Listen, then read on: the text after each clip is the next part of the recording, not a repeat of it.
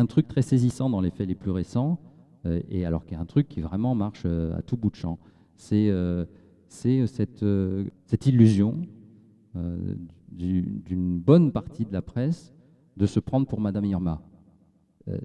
Et ça, c'est un truc de dingue, quoi. Enfin, c'est comme si on était là pour prédire l'avenir. Mais enfin, on n'a jamais été payé pour prédire l'avenir. Enfin, on est là, a priori, on est là pour, on est payé pour décrire le présent. Ouais, bah, c'est déjà pas mal si on y arrive.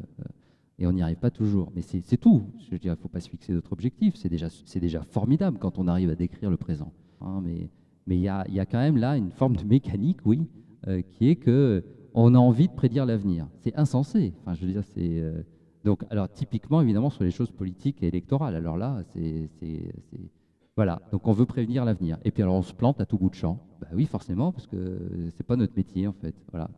Donc on veut prévenir qui sera, on veut prédire qui sera le président américain. Super. Ça, une vraie réussite. On veut prédire qui sera le candidat de la droite et du centre. Une vraie réussite.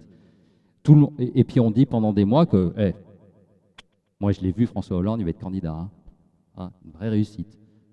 Mais c'est juste que pourquoi on fait ça? C'est un truc bizarre, quoi. Là, il y a quelque chose, quelque chose qui s'est installé de façon mécanique, alors que sur le plan, sur le sujet politique et électoral, évidemment, est étroitement imbriqué avec ce que d'aucuns appellent la démocratie sondagière. C'est-à-dire qu'évidemment, mais alors, on peut dire, c'est la faute des instituts de sondage. Je ne pense pas que ça soit c'est pas suffisant du tout. La question, c'est pas ce que font les instituts de sondage. Les instituts de sondage, ils donnent quoi? Ils donnent une photographie à un instant T, plus ou moins rigoureuse, et puis c'est tout.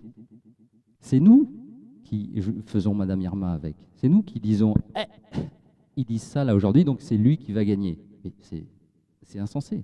C'est un truc, c'est une ambition en fait, c'est se croire doté d'un pouvoir qu'on n'a pas, je ne sais pas comment dire, c'est imaginer qu'on est Deus ex machina, quoi. Voilà. Il y a quelque chose de complètement de vaniteux, voilà. Il y a une vanité. Ouais. Là, il y a quelque chose qui du coup a un effet mécanique. Voilà.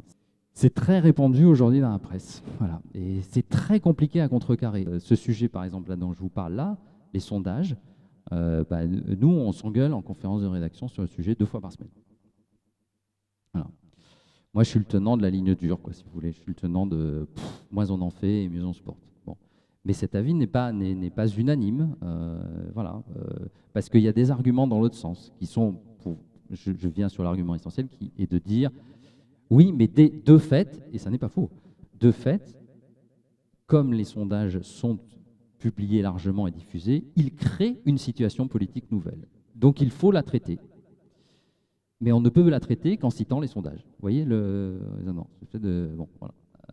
Mais ce que je veux dire, c'est que c'est un débat qui est présent aujourd'hui dans la presse. Et là, a fortiori, ces derniers temps, il est très présent.